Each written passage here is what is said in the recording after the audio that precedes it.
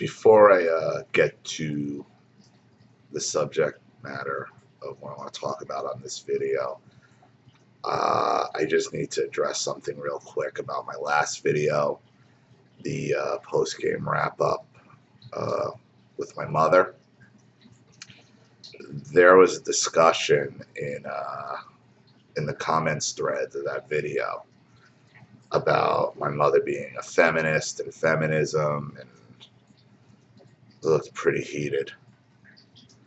But I just wanted to state for the record, even though I'm not a fan of feminism, and as much as I love to hang feminism on my mother and go off on an anti-feminist rant, my mother's not a feminist by any stretch. She's an idiot and a drunk, and she's not a feminist at all. She's a George Bush Republican type. She's not a feminist. So yeah, that's off base. I just wanted to clear that up because that was looked like it was getting pretty nasty in there for a while. And what I wanted to talk about in this video is the fact that I haven't really made a video in a week or so. I got a lot of questions and a lot of requests for videos, and I understand I relate to a lot of people. That's why I do it. I want to get my story out there. I want to help as many people as possible. But on that same note, these videos do take a lot out of me emotionally. A lot.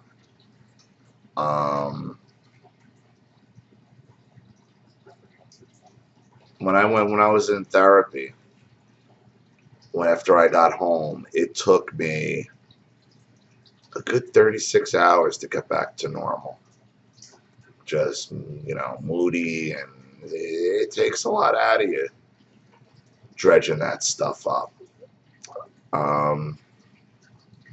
So that's why I don't produce more videos than I do. I also think, like for my personal preference, I'm more about quality than quantity anyway. I'll do a longer video. I mean, I don't mind doing a 20, 30, 40. My last one was almost an hour long video. As long as, the content's there. Then I'd rather do that than do 2 or 3 5-minute videos a day, because I tend to be, my speaking style is long-winded anyway. I'm more of a storyteller, so I need more time anyway. So that's why I don't produce the amount of videos that I do. And when I produce a video, it's because I've had a new thought or a memory that I figure a way to relate it, on to a video, so I can share it with everyone. But this last week, man, has been really a moody week for me. A lot of anger, based on how it got this bad and why it got this bad, and how many people in your life failed you.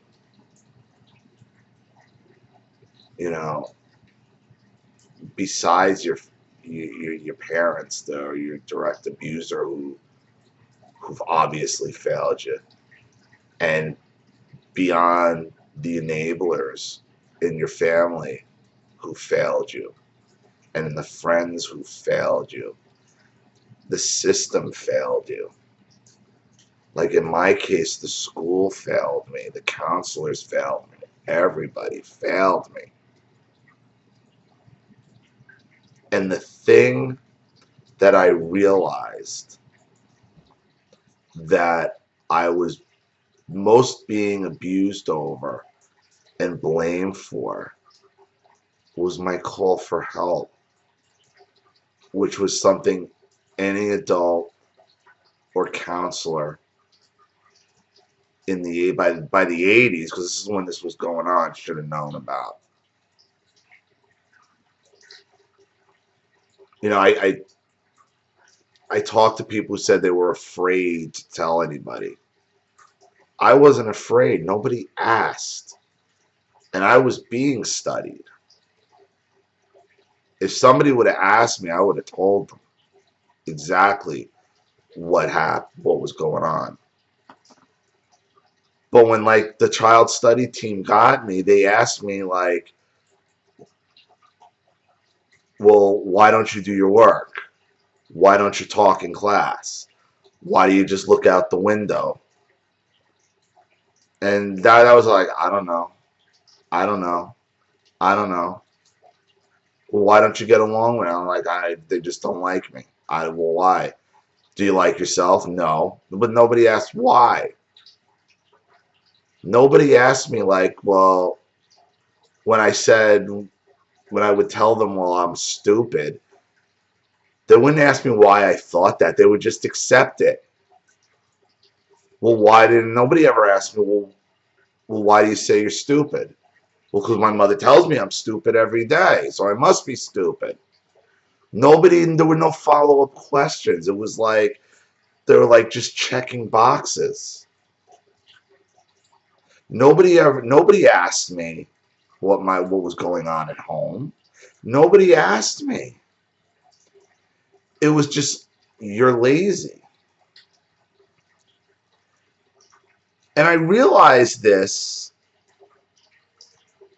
when I was watching an interview of a guy, a podcast, a video podcast, and it was interviewing this reporter in New Jersey that had called that got fired for saying that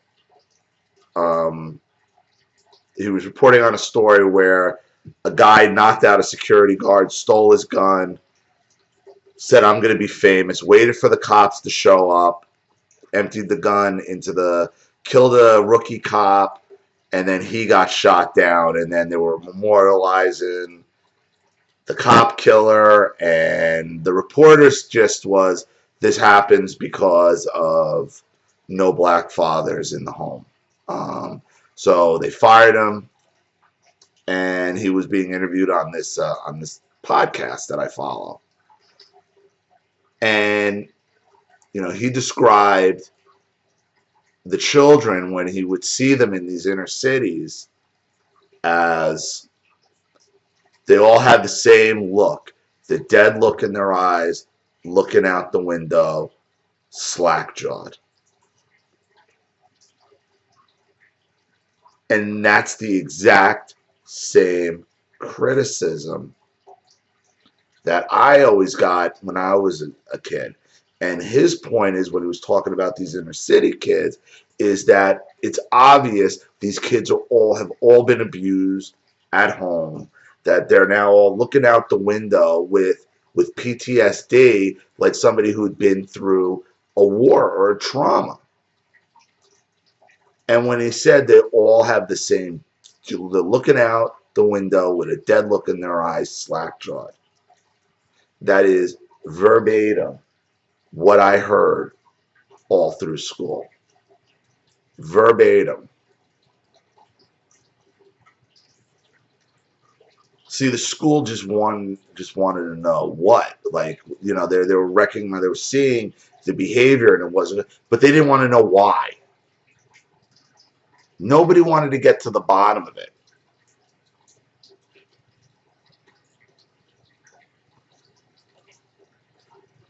And it was just angering,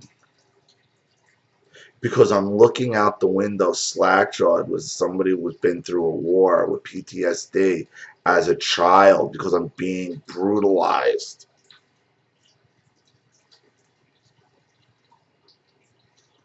Nobody could recognize this? No, they blame the child. The first time I heard it was in second grade, when my second grade teacher, Mrs. Grattan, left on maternity leave, and we got this bitch of a substitute teacher, Miss Libby. And it fell apart. And I remember I wasn't doing my work, and I was being singled out, and I had to put my books in a special spot so the teacher could monitor me doing my work. And it was Phonics A and Phonics B books. And I remember, and I realized, and I'm taking all this stress at this point in second grade, and I realized I'm only 6 years old at the time, going on 7.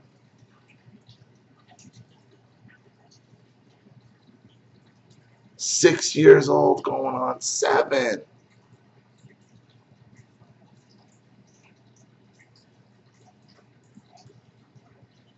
Nobody asked. Nobody gave a shit.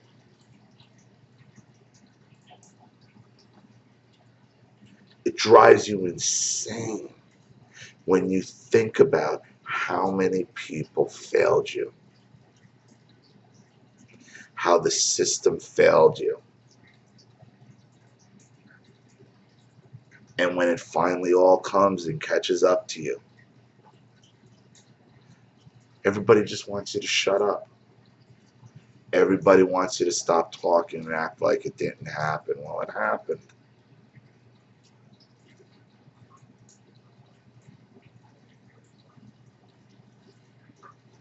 It happened. And all the eye rolling and huffing and puffing and wishing it would go away, and wishing you'd stop talking about it. It's not going to happen, because in our heads it never ends. It never ends. It never ends. It never ends.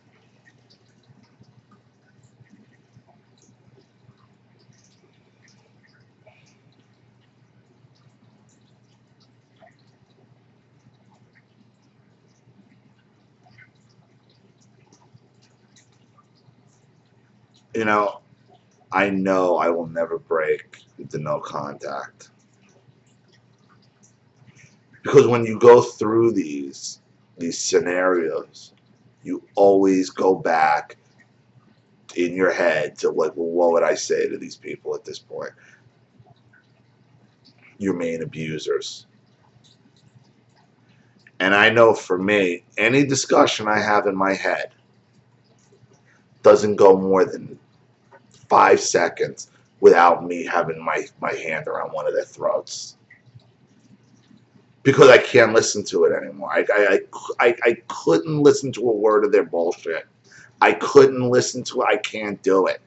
I can't do it. I won't do it.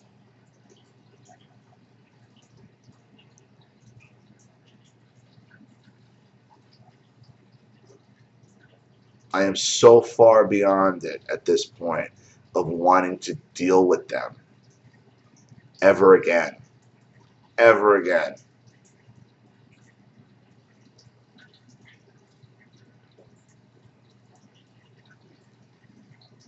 That's, that alone drives you nuts, because you want that satisfaction. I mean, you want that satisfaction. You're not going to get it. You're not going to get it. It's not going to be a payoff. You're never going to get. They're never going to get what they deserve. I mean, I've discussed that already. They're never going to get what they deserve.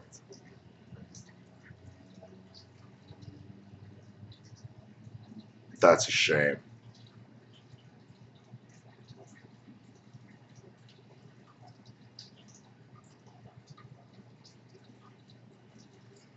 All right, I'm going to wrap it up here.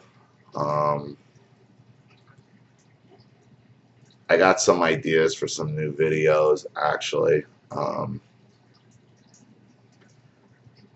I've been trying to do one on my ex-wife's family, but that could be another series. I might have to break that up into 3 or 4 different parts. It's that intricate.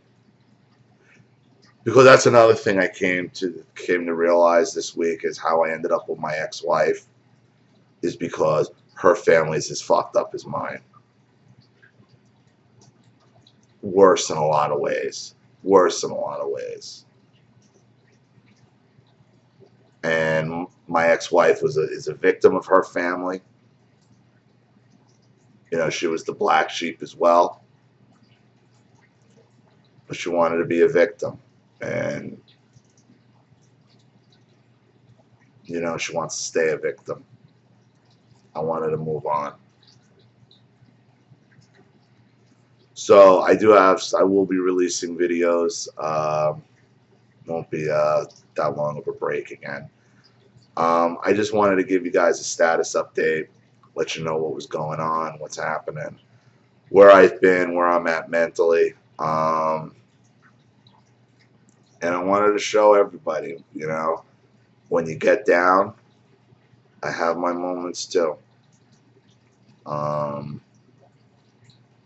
Where I'm not much fun to be around. Trust me. So don't feel bad.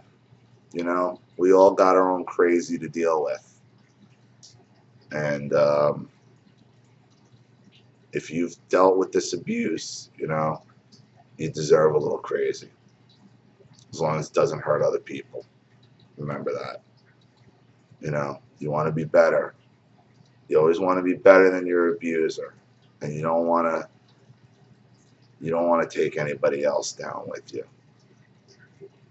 But a little crazy is tolerable for all of us, I think. All right, everybody. Thanks for watching. I'll see you all again real soon. Bye.